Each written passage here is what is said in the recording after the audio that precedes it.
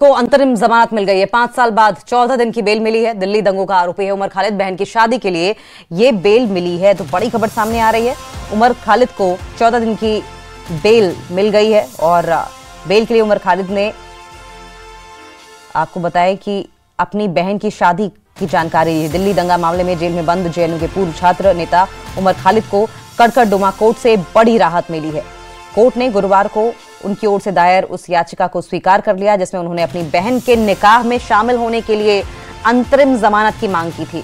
सुनवाई के बाद अदालत ने खालिद को 16 दिसंबर से 29 दिसंबर तक अंतरिम जमानत दे दी है। और ये उमर खालिद की आप फोटो भी देख रहे हैं। उमर खालिद को 5 साल बाद आखिरकार अंतरिम जमानत मिल गई है। अंतरिम जमानत मिलने के बाद अपने परिवार के साथ उमर खालिद की मुलाकात भी होगी और साथ साथ निकाह में शामिल होने की बात भी उमर खालिद की ओर से कही गई है। उमर खालिद ने दिल्ली की कड़कड़डुमा कोर्ट में थर्सडे को इंटरिम बेल के लिए एक दलील दी थी और उन्होंने कहा था कि वो लगभग 5 साल 3 महीने जेल की सलाखों के पीछे हैं और इस बीच अदालत ने उसे 2 बार अंतरिम जमानत भी दी है। तो 2 बार और भी अंतरिम जमानत दी जा चुकी है और उसने कभी भी उमर खालिद ने दुरुपयोग नहीं किया इस अंतरिम जमानत का। ये दलील उमर खालिद की ओर से कोर्ट में रखी गई और कहा गया कि मुझे मेरी बहन के निकाह के लिए बेल दी जाए। अपनी अंतरिम जमानत की याचिका की सुनवाई के दौरान उमर खालिद ने पुरानी 2 अंतरिम जमानत का भी जिक्र किया था और कहा था कि उनसे पहले भी सबूतों से छेड़छाड़ या फिर किसी गवाह को प्रभावित नहीं किया और वो इस बार भी कुछ ऐसा नहीं करेगा, इसलिए उसे अंतरिम जमानत दे दी जाए।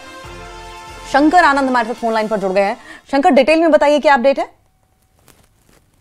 जिस तरह से देखिए, उमर खालिद को लेकर पिछले काफी समय से कई जो जमानत याचिकाएं दायर की जा रही थी, लेकिन जिस तरह से अंतरिम जमानत की मांग की गई थी और कहा गया था कि उनकी बहन की शादी है, लिहाजा उसे जमानत दिया जाए और अग्रिम जमानत के लिए जो तय जो नियम और कानून है उसका भी वो पालन करेंगे। तो अग्रिम जमानत याचिका जरूर जिस तरह से बकायदा उसके द्वारा दायर किया गया था और दायर करने के बाद उस तमाम जो नियम कानून है उसके बारे में उनको जानकारी दे दी गई है और उसके बाद जो उनकी बहन की शादी के लिए जो वक्त मुकर्रर है उसके लिए उमर खालिद को बकायदा वक्त दिया गया है, लेकिन उसे फिर जैसे ही वो वक्त खत्म होगा उसके बाद फिर उन्हें वापस आना होगा, वापस आ करके फिर से उनको सरेंडर करना होगा।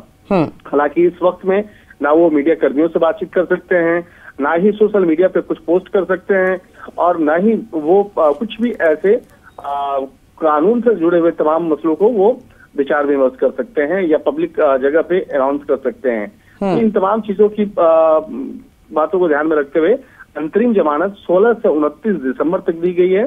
तो 16 से 29 दिसंबर में तक उन्हें अंतरिम जमानत दी गई है और इसके साथ साथ जो उनको जिस तरह से खालिद को ये भी बोला गया है कि सोशल मीडिया का इस्तेमाल नहीं करेंगे, ना ही किसी गवाह से वो संपर्क करेंगे और इसके साथ साथ वो केवल अपने परिवार के सदस्यों, रिश्तेदारों और दोस्तों से ही मिल सकते हैं। इसके अलावा वो किसी और से नहीं मिलेंगे। इस मामले में जो एएसजे समीर बाजपेयी ने निर्देश दिया है कि उमर खालिद अपने घर पे ही रहें या शादी से संबंधित कार्यक्रम में जिस स्थान पे हो सिर्फ वहीं जाना है, कहीं दूसरी जगह नहीं जाना है।